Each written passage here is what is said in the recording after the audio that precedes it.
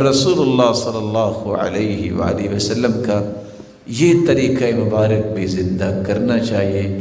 मुझे और आपको इस बात की ज़रूरत भी है, कोशिश करनी चाहिए कि लैलतुल क़द्र की रात हमें नसीब हो जाए। और उसके बारे में आप हदीस सुन चुके हैं, वमन हुरिम खैरहा फ़क़द हुरिम, जो इसकी खैर से महरूम हो गया उससे बड़ा कोई महरूम नहीं है।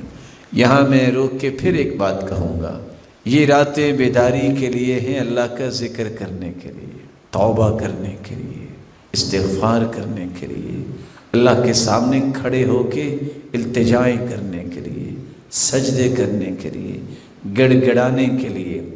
ये तरह तरह के खानों की नुमाइश और खाने खाने के लिए नहीं है, और तरह तरह की कहानियाँ शेयर करने के लिए नहीं है।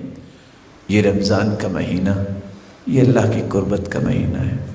जब लैलतुल क़द्र उसकी तलाश के लिए हम रात जागते हैं तो दुआएं क्या करते हैं, कौन बताएगा?